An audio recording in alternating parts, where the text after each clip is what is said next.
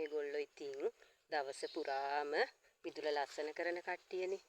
මේගොල්ලෝ බෝ කරගන්න හැටි ඊළඟට මේගොල්ලෝ අවුරුදු ගාණක් මිය යන්නේ නැතුව ඔයාගේ මිදුල ලස්සන කරගන්න තියාගන්න හැටි අද මම මගේ අත්දැකීම් උපයෝගී කරගෙන ඔයාලට කියලා දෙන්නයි හදන්නේ.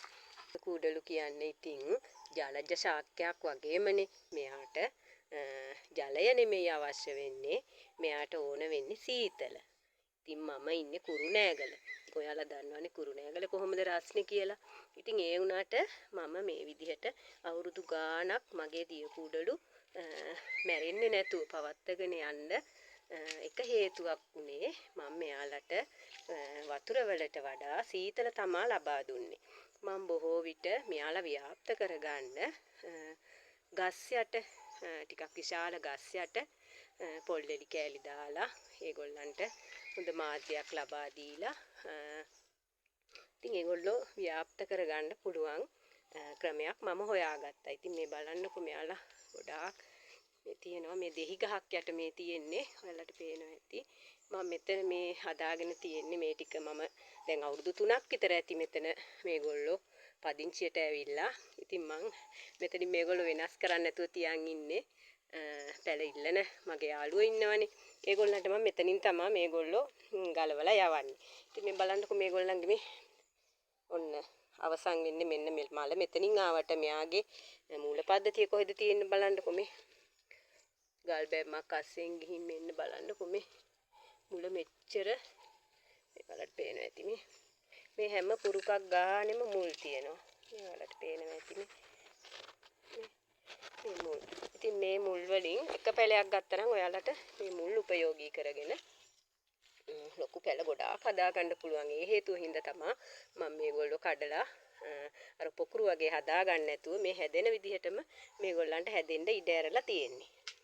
ඉතින් මෙයාලා ව්‍යාප්ත කරගන්න තව විදිහක් තමයි මෙයාලගේ සීඩ්ස් හැදෙනවනේ.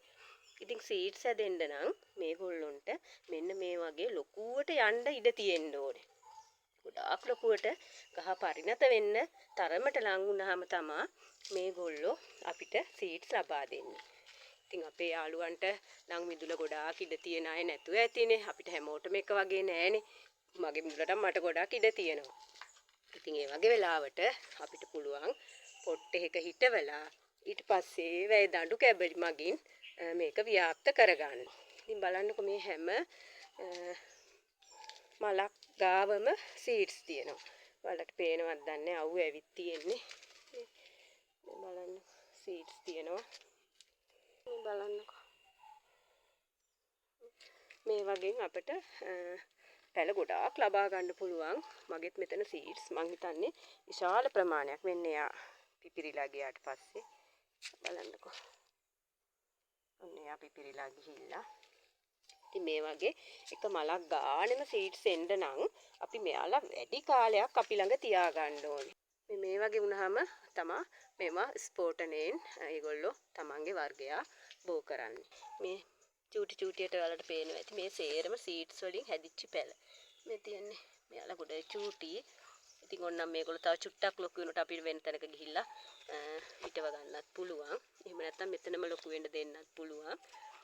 මේ බලන්නකො මෙයාලා මේ සීඩ්ස් වලින් හැදිච්ච ඒවා බිම මේ තියෙන්නේ. කිසිදු පොහොරක් නැහැ. මේ බලන්නකො. ඔය සමහර ඒවා මලුත් දීලා තියෙනවා මේ. ඉතින් ඒගොල්ලෝ ස්පෝටනේ ගොඩාක් ඈතට යනවා මේගොල්ලෝ සීඩ්ස් පුපුරලා. ඉතින් එතකොට විශාල ප්‍රමාණයක විශාල පරිසරයේ කොටසක මේගොල්ලෝ ව්‍යාප්ත වෙනවා. ඉතින් අපි මේ මල් කිසිම කෙනෙක් මං හිතන්නේ මේ මලට ආස නැති කෙනෙක් ඉන්නවා කියලා. මොකද මෙන්න මේ වගේ ප්‍රමාණයව අපිට කඩලා ඔන්නම් සීඩ්ස් අපිට එකතු කරගන්න පුළුවන්. අලුත්ම තැනක අපිට මේවා නැවත වතාවක් හදාගන්න. ඉතින් මේ මල් ව්‍යාප්ත කරගන්න හරි ලේසි. ඉතින් ලේසියෙන්ම ගෙදර මිදුලක හදාගන්න පුළුවන් මල් වර්ගයක්. ඒක නිසා මම කියන්නේ ඉතින් මගේ අත්දැකීමේ හැටියට මෙයා ඉතින් හදාගන්න ටිකක් අමාරු වෙන්නේ අපිට මුල් කාලෙදි. මුල් කාලෙදි කියන්නේ අපි අතු මගින් බෝ කරගන්නවා නම් මෙයාලගේ අතු සේරම අපිට හදාගන්න අමාරුයි. කීපයක් තමයි අපිට එකපාර හදාගන්න පුළුවන් වෙන්නේ. ඒ වගේම සමහර අය පැලේ හිටවනකොටම බයි කලර් කරගන්න බලනවා. ඉතින් ගොඩාක් බයි කලර් වෙන්නේ අර සීඩ්ස් වලින් හැදෙන මේ වගේ ඇට වලින් තමයි ගොඩාක් බයි කලර් වෙන්නේ. මගේ දැන් මේ ඇට ගිහිල්ලා පැලුණුත් හැම එකකම බලන්නකො මේ බයි කලර් වෙලා තියෙන හැම එකක්ම. මේ ආවුට ටිකක් මැලවිලා ගිහින් තියෙන්නේ. දැන් දවල් වෙන්න නිසා. ඉතින් බලන්නකො දිය කූඩලු මල් අපිට එකම තැන එකම වගා මාධ්‍යයේ අවුරුදු ගාණක් තියාගන්න අමාරුයි. එහෙම වුණොත් විවිධ දිලීර රෝග විවිධ කෘමි හානි එන්න පුළුවන්.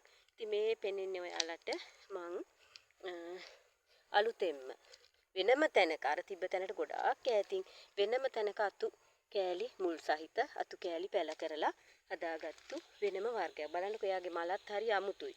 මේ ඉතින් ගස් සෙවණක තියෙන්නේ. ඉතින් ඒක නිසා අපි අවුරුදු 2ක් 3ක් එක තැනක තියලා මේගොල්ලෝ නැවත අපි අලුත් තැනක අලුත් වගා මාධ්‍යයක මේගොල්ලෝ හිටවන්න ඕනේ. එතකොට තමයි අපිට අවුරුදු ගාණක් මේගොල්ලෝ එකම විදිහට අපි ගාව තියාගන්න පුළුවන් වෙන්නේ. ඊළඟට තවත් අලුත් දෙයක් ඔයාලට මම කියලා දෙන්නම්කෝ මම දන්න දෙයක්. ඉතින් මම පාසලේ අවුරුදු 10ක් විතර කෘෂිකර්මය උගන්වන ගුරුවරයෙක් විදිහට වැඩ කළා. දැන් කෘෂිකර්මය උගන්වන්නේ නැහැ. ඉතින් ඒ කාලේ මට කියවන්න ලැබුණු පොත්පත්වල තිබුණා මේ දිය තියෙන පැලෑටි වර්ග, ගස් වර්ග මේවට බොහෝ වෙලාවට පොටෑසියම් බහුල මාධ්‍යයක මේගොල්ලෝ හිටවපුවාම ඉතා ඉක්මනින් ඒගොල්ලෝ මැරෙන්නේ නැතුව අපිට බෝ කරගන්න පුළුවන් කියලා. ඉතින් මම මේ ළඟදී ඒ ක්‍රමය අත්හදා බැලුවා. ඒකේ ප්‍රතිඵලයක් තමයි මේ තියෙන්නේ. මම මෙතන මේ ගොඩක් දාලා තියෙන්නේ. ඔයාලට පේනවද දන්නේ. මේගොල්ලෝ මම මේ හිටවලා තියෙන්නේ මේ කුවක් ලෙඩි වල මේ බලන්න. ටිකක් දිරා ගිය පුවක් ලෙඩි අලුත් මේවා නෙමෙයි. අර කරුංකා කියන්නේ අපි පුවක් වේදිච්චාම මේ අපේ ලංකාවේ ඉතින් ගොඩාක් ව්‍යාප්ත වෙච්ච දෙයක් නේ මේ තාල වර්ගයට අයත් ගහක් නේ මේ පුවක් කියන්නේ. ඉතින් බලන්නකෝ මේ මම මෙතන ඊට පස්සේ මේගොල්ලෝ අලුතෙන්ම ගෙනල්ලා මම මෙතන ව්‍යාප්ත කරගන්නවා. තාම මේගොල්ලෝ හැදිලා නැහැ. මේ බලන්නකෝ මම වර්ග කීපයක්. ඔයාලට පේනවා ඇති ඈතින් ඈත මම මේ මුළුත් එක්ක අතු කෑලි ගෙනල්ලා මම ළඟ නැති වර්ග කීපෙකුත් තියෙනවනේ සුදු වර්ග එහෙම මට ටිකක් අඩුයි. මම ඒගොල්ලෝ ගෙනල්ලා මේ රතු කෙනෙක් මෙයා ඊට පස්සේ මෙයා මේ පොකුරු කෙනෙක් මේ මෙහෙවනක තමයි තින්නේ බලන්න පුවක් ලෙලිවල මේ අලුතෙන්ම මම හදපුවා මේ බලන්න. ඒගොල්ලෝ දැන් මේ සීඩ්ස් වලින් මේ ඇටත් හදාගෙන දැන් මේ චූටි පැලත් හදාගෙන තියෙන්නේ. ඉතින් පුවක් ලෙලි එහෙම ඔයාලා ගාව තියෙනවා නම් ඒවා විසි කරන්න එපා. විසි කරන්නේ නැතුව ඔයාලට පුළුවන් මෙන්න මේ වගේ මේ බලන්නකෝ මෙයාත් මෙන්න මේ වගේ දැන් අපිට මේ සීඩ්ස් ඔය බලන්න.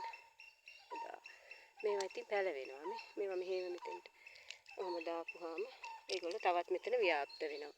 පොට් එකක හිටව ගන්න පුළුවන් පැල කීපයක්. ඔන්න අපි දැන් ගලව ගමුකෝ. මම මෙතනින්ම ගලව ගන්නම්කෝ. මේ දෙන්න තමයි මම ගලව ගත්තේ පොට් එකේ හිටවන්න. බලමු අපි මේ දෙන්න හිටව ගන්න හැටි. මෙයාලගේ හැම පුරුකකම මුල් ඇවිත් තියෙනවා. ඔන්න වගේ මම මුල් හිටින්න කීපයක් කපා ගත්තා. කපාගෙන ඊළඟට තමයි මේ මම ගත්ත පොට් එක හිටවන්න. ඔන්න ඒකට මම අරන් තියෙන වගා මාධ්‍ය විදිහට මේ තියෙන්නේ වැලි මේ තියෙන්නේ මතු පිටපස් ඊළඟට මම කර 10 අරගෙන තියෙනවා. මොකද වතුර බහැලා යන්න කොට ප්‍රයෝජනවත් වෙනවා. ගෙදරින්දී මම කර 10 මේ ගෙදරින් හදාගන්නේ පැල හිටවනකොට. ඊළඟට මේ තියෙන කොම්පෝස්ට් පොහොර. ඊළඟට මේ තියෙන්නේ කොහොඹත් ටිකකුත් අරන් තියෙනවා. මොකද මේගොල්ලෝ වතුර රැඳිලා හිටියොත් කුණු වෙන්න බලනවනේ. ඊට අමතරව මේ ඇල්බීසියා කොළ ටිකක් මෙන්න මේ වගේ ටිකක් වේලගෙන අරන් තියෙනවා. ඒක අත්‍යවශ්‍ය නෑ. ඉතින් අවශ්‍ය නම් අපිට දාන්න පුළුවන්. ඊළඟට පැලේ හිටවලා අපිට උඩින් දාන්න මේ බිත්තර කටු බ්ලෙන්ඩර් කරලා බිත්තර කටු ටිකක් අරන් තියෙනවා. පුවක් ලෙන් ටිකක් මම මේ අඩියට දා ගන්නවා. ටිකක් ලොකුවට. ටිකක් වැඩිපුර දැම්මට කමන්නේ. මේක ගොඩක් ඉක්මනට යටට බහැලා යනවනේ. ඊළඟට අපි දෙතුන් තැනකම මේ විදිහට අපි කඩාගත්තු පැලය මේ විදිහට කොටස් කරලා අරගෙන මේ විදිහට අපි කීප තැනකින් ඔහොම හිටව ගන්න ඕනේ.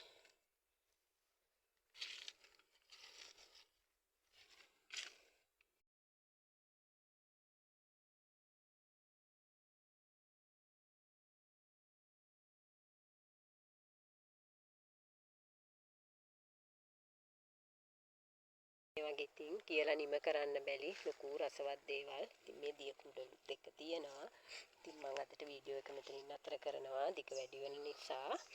ඉතින් මොනවා හරි ඔයාලට මේ සම්බන්ධයෙන් දැනගන්න දෙයක් තියෙනවා නම් මට කමෙන්ට් එකක් දාන්න. වීඩියෝ එක හොඳ නම් ලයික් කරන්න. මාව සබ්ස්ක්‍රයිබ් කරන්න කියලා තමත් ආදරයෙන් ඉල්ලා සිටිනවා. ඉතින් මෙන්න මේ වගේ තවත් ඔයාලට ප්‍රයෝජනවත් වෙන තවත් වීඩියෝ එකකින් හමු වෙනකන් ඉතින් ඔයාලගෙන් සමු ගන්නවා. ඔයාලට තෙරුවන් සරණයි.